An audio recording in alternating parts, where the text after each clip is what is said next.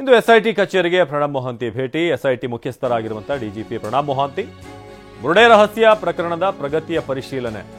ನಿನ್ನೆ ಅಷ್ಟೇ ಗೃಹ ಮಂತ್ರಿಗಳನ್ನ ಭೇಟಿಯಾಗಿದ್ರು. ಇದೀಗ ಎಸ್ಐಟಿ ಕಚೇರಿಗೆ ಪ್ರಣಬ್ ಮೊಹಾಂತಿ ಆಗಮಿಸಿ ಏನೆಲ್ಲ ಡೆವಲಪ್ಮೆಂಟ್ ಆಗಿದೆ, ಪ್ರೋಗ್ರೆಸ್ ಆಗಿದೆ ಈ ಒಂದು ಕೇಸ್ನಲ್ಲಿ, ಅದೆಲ್ಲ ಡೀಟೇಲ್ ಅನ್ನ ಪಡೆಯಲಿದ್ದಾರೆ.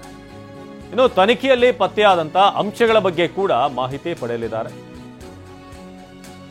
ತನಿಖೆಯ ಪ್ರಗತಿ ಬಗ್ಗೆ ವಿವರಿಸಲಿರುವಂತಹ ತನಿಖಾಧಿಕಾರಿ ಜಿತೇಂದ್ರ ಕುಮಾರ್ ದಯಾಮ. ಬುರುಡೆ ರಹಸ್ಯ ಪ್ರಕರಣದ ಪ್ರಗತಿಯ ಪರಿಶೀಲನೆಗೆ ಎಸ್ಐಟಿ ಕಚೇರಿಗೆ ಇವತ್ತು ಪ್ರಣಬ್ ಮೊಹಾಂತಿ ಅವರು ಭೇಟಿ ನೀಡಲಿದ್ದಾರೆ. ಏನೆಲ್ಲ ಈ ಕೇಸ್ನಲ್ಲಿ ಇದುವರೆಗೆ ಮಾಹಿತಿ ಸಿಕ್ಕಿದೆ, ಈ ಮಾಸ್ಕ್ ಮ್ಯಾನ್ ಏನೆಲ್ಲ ಹೇಳಿದ್ದಾನೆ, ಜೊತೆಗೆ ಉಳಿದ ಹಾಗೆ ಬೇರೆ ಬೇರೆ ಸಾಕ್ಷಿಗಳಿರೋರು ಅಥವಾ ದೂರು ಕೊಟ್ಟಂಥವ್ರು ಅವರ ಹೇಳಿಕೆಯನ್ನು, ಇದೆಲ್ಲ ಡೀಟೇಲ್ಗಳನ್ನು ಇವತ್ತು ಪ್ರಣಬ್ ಮೊಹಾಂತಿ ಜಿತೇಂದ್ರ ಕುಮಾರ್ ದಯಾಮ ಅವರಿಂದ ಪಡೆಯಲಿದ್ದಾರೆ. ಇಂದು ಎಸ್ಐಟಿ ಕಚೇರಿಗೆ ಪ್ರಣಬ್ ಮೊಹಾಂತಿ ಅವರ ಭೇಟಿ ಬಹಳ ಇವತ್ತಿನ ಡೆವಲಪ್ಮೆಂಟ್ನಲ್ಲೊಂದು.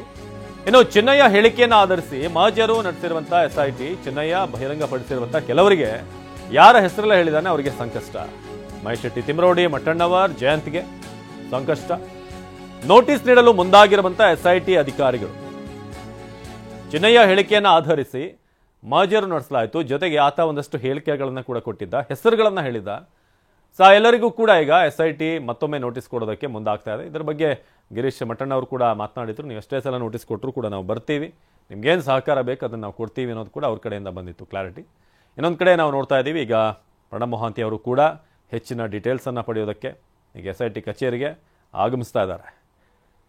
ಯಾರ್ಯಾರ ಹೆಸರನ್ನ ಈ ಬುರುಡೆ ಚಿನ್ನಯ್ಯ ಹೇಳಿದ್ದ, ಅವರೆಲ್ಲರಿಗೂ ಕೂಡ ನೋಟಿಸ್ ಕೊಟ್ಟು ಇನ್ನೂ ಹೆಚ್ಚಿನ ತನಿಖೆ ಅಗತ್ಯ ಅಥವಾ ಒಂದು ವಿವರಣೆ ಅಗತ್ಯ, ಮಾಹಿತಿ ಕಲೆ ಹಾಕಬೇಕಾಗಿರೋದ್ರಿಂದ ಅವ್ರನ್ನೂ ಕೂಡ ಕರೆಸಿ ಅವರಿಂದ ಮಾಹಿತಿ ಪಡೆಯುವಂಥ ನಿರೀಕ್ಷೆ ಇದೆ. ಇದು ಧರ್ಮಸ್ಥಳ ಈ ಬುರುಡೆ ಕೇಸ್ಗೆ ಸಂಬಂಧಪಟ್ಟ ಹಾಗೆ ಬುರುಡೆಯನ್ನು ಹೂತಿದ್ದಾಗಿ ಅಥವಾ ಮೃತದೇಹಗಳನ್ನು ಹೂತಿದ್ದೆ ಅಂತ ಹೇಳಿದ. ಈತನ ಹೇಳಿಕೆ ಸಂಬಂಧಪಟ್ಟ ಹಾಗೆ ಈಗ ವಿಚಾರಣೆ ಮುಂದುವರಿತಾ ಇದೆ. ಚಿನ್ನಯ್ಯ ಬಹಿರಂಗಪಡಿಸಿರುವಂಥ ಕೆಲವರಿಗೆ ಈಗ ಮತ್ತೆ ವಿಚಾರಣೆ ಎದುರಿಸಬೇಕಾದಂಥ ಒಂದು ಪರಿಸ್ಥಿತಿ ನಿರ್ಮಾಣವಾಗಿದೆ.